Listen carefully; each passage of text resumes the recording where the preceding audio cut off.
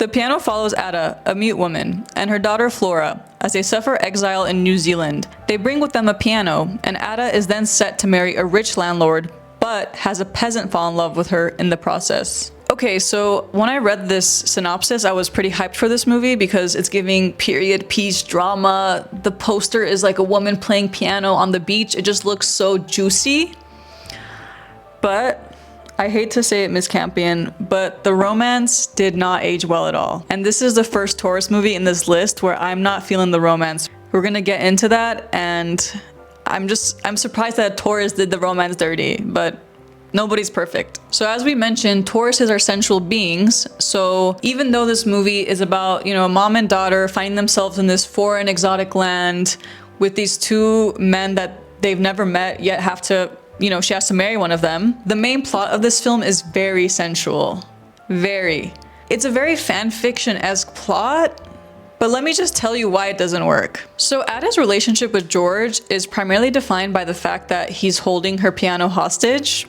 And like I said, she's a mute woman whose only voice, passion, love is the piano, and she's literally there against her will. But yeah, I mean, clearly, like, she's a really nice woman. She's raised a daughter all by herself through, you know, having disabilities. And the fact that she's taken advantage of in this dynamic where George takes the piano from her and tells her, the only way I will let you play is if you teach me.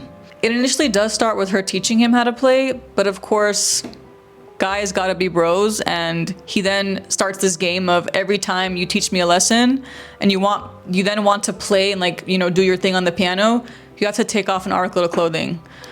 And yeah, this might be very like fan fiction-y, especially because it's the Victorian era. It's like you can't even show your ankle to a guy. It's like, oh, the ankle. But again, it's just such blackmailing. Like, I don't think that's sexy, personally. Like, if they had this attraction before that was very sincere and George was romantic and he proved himself worthy of Ada, maybe I would have. You know, Darcy has to go through a whole freaking arc. I'm sorry I bring up Darcy in every video, but he has to go through a whole personality shift to earn Elizabeth. Like, George just blackmails her and then ends up with her. I don't like that.